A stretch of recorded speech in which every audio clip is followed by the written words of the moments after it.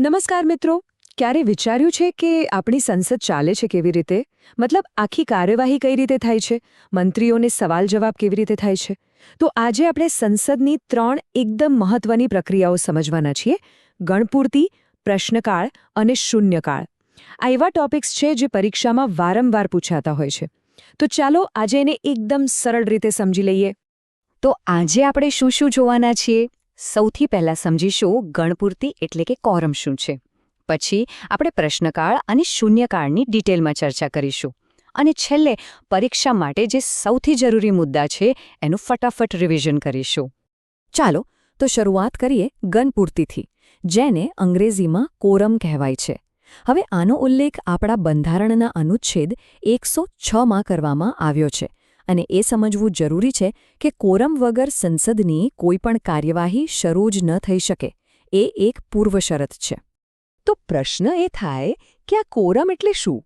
જુઓ, સાવ સાદા શબ્દોમાં કહીએ તો ગૃહનું કામકાજ શરૂ કરવા માટે ઓછામાં ઓછા જેટલા સભ્યો હાજર હોવા જોઈએ એ સંખ્યાને કોરમ કહેવાય.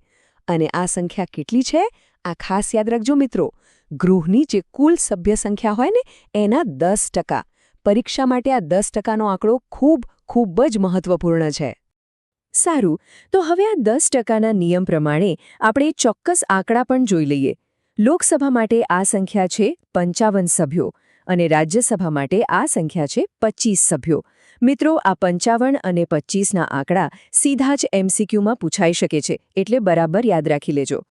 હવે કોરમનો એક બહુ જ રસપ્રદ બંધારણીય ઇતિહાસ પણ છે. અને હા, એ પરીક્ષા માટે પણ એટલો જ મહત્વનો છે.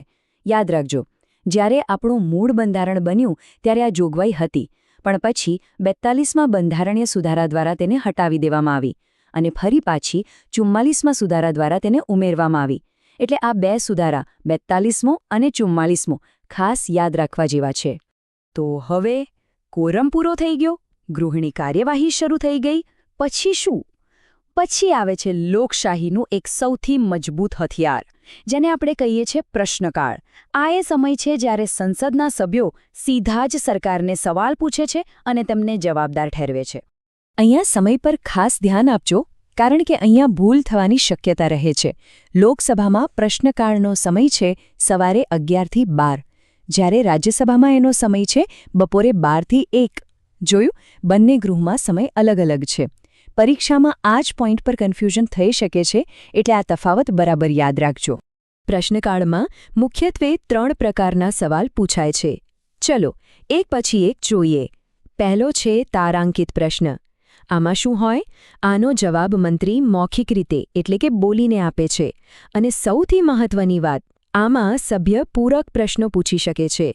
મતલબ કે જો મંત્રીના જવાબથી સંતોષ ન થાય તો એના પર તરત જ બીજો સવાલ પૂછી શકાય. આના માટે 15 દિવસની નોટિસ આપવી પડે છે અને એક દિવસમાં વધુમાં વધુ 20 તારાંકિત પ્રશ્નો જ પૂછી શકાય. હવે બીજો પ્રકાર છે અતારાંકિત પ્રશ્ન. આ તારાંકિતથી બિલકુલ ઊંધું છે. આનો જવાબ લેખિતમાં અપાય છે, મૌખિક નહીં. અને એટલે જ આમાં પૂરક પ્રશ્નો પૂછવાનો કોઈ સવાલ જ નથી, કારણ કે જવાબ તો લખીને મળે છે. આમાં પણ નોટિસ 15 દિવસની જ છે, પણ એક દિવસમાં 230 જેટલા પ્રશ્નો પૂછી શકાય છે. અને ત્રીજો પ્રકાર છે અલ્પસૂચિત પ્રશ્ન. જો એના નામ જ એનો અર્થ છે, અલ્પ સૂચના, એટલે કે ઓછી નોટિસ. જ્યારે કોઈ ખૂબ જ તાકીદનો અને જાહેર મહત્વનો મુદ્દો હોય ત્યારે આ પ્રશ્ન 10 દિવસથી પણ ઓછી નોટિસ આપીને પૂછી શકાય છે. આનો જવાબ પણ મૌખિક જ હોય છે. અને હા, જો અધ્યક્ષ પરવાનગી આપે તો પૂરક પ્રશ્નો પણ પૂછી શકાય. હવે આ 3 પ્રકારના પ્રશ્નોને સરળતાથી યાદ રાખવા માટે આ ટેબલ જુઓ. આનાથી બધું ક્લિયર થઈ જશે. ખાસ શું યાદ રાખવાનું છે કે જે પ્રશ્નોના જવાબ મૌખિક રીતે અપાય છે, એટલે કે તારાંકિત અને અલ્પસૂચિત, એમાં જ પૂરક પ્રશ્નો પૂછી શકાય છે. અતારાંકિતમાં જવાબ લેખિત હોય એટલે એમાં પૂરક પ્રશ્નોનો કોઈ ચાન્સ નથી. રિવિઝન માટે આ ટેબલ એકદમ પરફેક્ટ છે. પ્રશ્નકાળ પૂરો થાય એટલે તરત જ શરૂ થાય છે શૂન્યકાળ. અને મિત્રો, આ શૂન્યકાળ ભારતીય સંસદીય પ્રણાલીની એક આગવી ઓળખ છે, એક ખાસિયત છે. ચાલો એને પણ સમજી લઈએ. આ એક બહુ જ રસપ્રદ વાત છે. શૂન્યકાળ એ સંપૂર્ણપણે ભારતની દેન છે. એની શરૂઆત ભારતમાં જ થઈ હતી. અને શૂન્યકાળ એ નામ પણ આપણી ભારતીય મીડિયાએ જ આપ્યું છે. આનો મુખ્ય હેતુ એ છે કે કોઈપણ જાતની આગોતરી નોટિસ વગર તાત્કાલિક જાહેર મહત્વના મુદ્દાઓ ગૃહમાં ઉઠાવી શકાય. ફરી એકવાર સમય પર ધ્યાન આપીએ. અહીં પણ બંને ગૃહોમાં થોડો ફેર છે.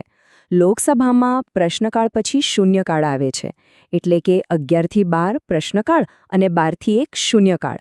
જ્યારે રાજ્યસભામાં ઊંધું છે, ત્યાં પહેલા શૂન્યકાળ આવે 11 થી 12 અને પછી 12 થી 1 પ્રશ્નકાળ. આ ક્રમ ખાસ યાદ રાખજો મિત્રો. હવે જે વાત કહું છું એના પર ખાસ ધ્યાન આપજો. આ પરીક્ષામાં વારંવાર પૂછાતો પ્રશ્ન છે. પ્રશ્નકાળ અને શૂન્યકાળ આ બંનેમાંથી એક પણનો ઉલ્લેખ આપણા બંધારણમાં ક્યાંય પણ નથી. આ બંને ફક્ત સંસદની કાર્યવાહીના નિયમો અને પરંપરાઓનો ભાગ છે. બંધારણીય જોગવાઈ નથી. આ મુદ્દો બરાબર મગજમાં બેસાડી દેજો. શૂન્યકાળ સિવાય પણ સંસદના સભ્યો પાસે સરકાર પર નિયંત્રણ રાખવાના બીજા પણ રસ્તા છે. એમાં 2 મુખ્ય પ્રસ્તાવ છે. એક છે ધ્યાન આકર્ષણ પ્રસ્તાવ, જેનો ઉપયોગ કોઈ તાત્કાલિક મુદ્દા પર મંત્રીનું ધ્યાન ખેંચવા માટે થાય છે, અને બીજો છે વિશેષાધિકાર પ્રસ્તાવ. જ્યારે કોઈ મંત્રી ગૃહને ખોટી માહિતી આપે અથવા હકીકતો છુપાવે ત્યારે આ પ્રસ્તાવ લવાય છે. સારું, તો અત્યાર સુધી આપણે જે પણ ભણ્યા, ચાલો એનો એક ઝડપી સારાંશ જોઈ લઈએ, જેથી પરીક્ષા માટેના બધા જ મુખ્ય મુદ્દાઓ એકવાર ફરીથી તાજા થઈ જાય. ચાલો, આ બધા મહત્વપૂર્ણ આંકડા ફટાફટ યાદ કરી લઈએ. કોરમ કેટલો? 10%. લોકસભા કોરમ 55%. રાજ્યસભા કોરમ 25%. પ્રશ્ન માટે સામાન્ય નોટિસ 15 દિવસ. તારાંકિત પ્રશ્નોની મર્યાદા 20. અતારાંકિત પ્રશ્નોની મર્યાદા 230. અને અલ્પસૂચિત પ્રશ્ન માટે નોટિસ 10 દિવસથી ઓછી. તો આજની ચર્ચાનો સાર એ જ છે કે ગણપૂર્તિ, પ્રશ્નકાળ અને શૂન્યકાળ આ બધી જ પ્રક્રિયાઓ સંસદને જીવંત રાખવા અને સરકારને જવાબદાર બનાવવા માટેના ખૂબ જ મહત્વપૂર્ણ સાધનો છે. આશા રાખું છું કે આજની આ સમજૂતી પરીક્ષાની તૈયારીમાં ખૂબ જ મદદરૂપ થશે. જતાં બસ એક સવાલ. શું તમને લાગે છે કે આજના ડિજિટલ યુગમાં સંસદની જવાબદારી નક્કી કરવા માટે કોઈક નવી, આધુનિક પદ્ધતિઓ પણ હોવી જોઈએ? જરૂર વિચારજો. આભાર.